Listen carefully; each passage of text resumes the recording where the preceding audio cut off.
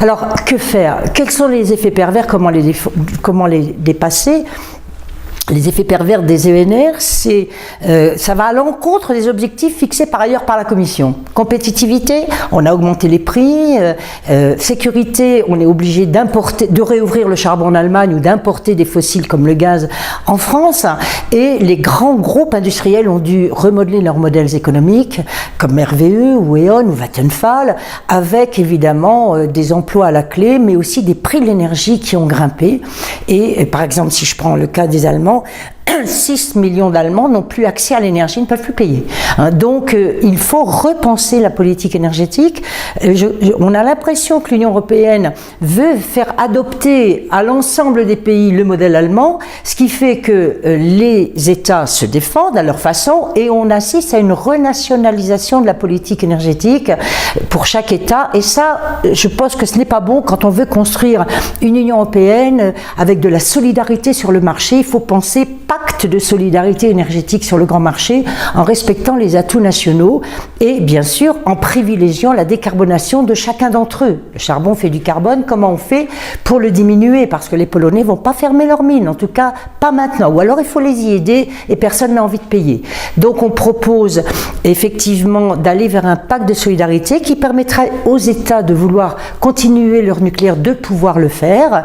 Ça veut dire des coopérations renforcées sur le grand marché et sans doute des partenariats d'investisseurs pour l'investissement, car le marché ne permet pas les investissements de long terme, il n'y a pas de signal prix carbone qui permette l'investissement, donc il faut réformer le marché. Il ne se réformera pas tout seul, il faut une politique industrielle européenne et qui permettrait de mutualiser des coûts. On parle de la compétitivité du nucléaire aujourd'hui, il semblerait que ce soit le dernier frein qu'il faudrait lever. Le nucléaire, on sait maintenant le gérer, on sait gérer les risques, on sait même gérer les déchets nucléaires aujourd'hui. Enfin, Suède, Finlande, France sont en avance.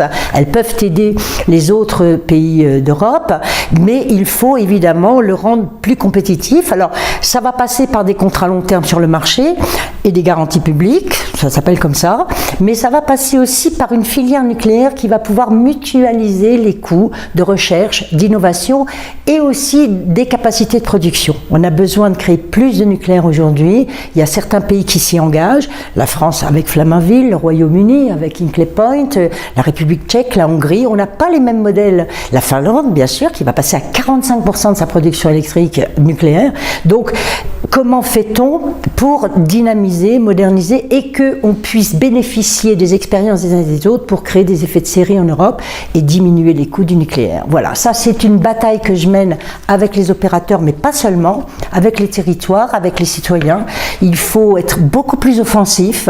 À l'offensive, on a les anti-nucléaires et une idéologie complètement délirante contre le nucléaire, sans arguments, donc il faut alimenter les arguments et donc il faut que les acteurs se prennent par la main.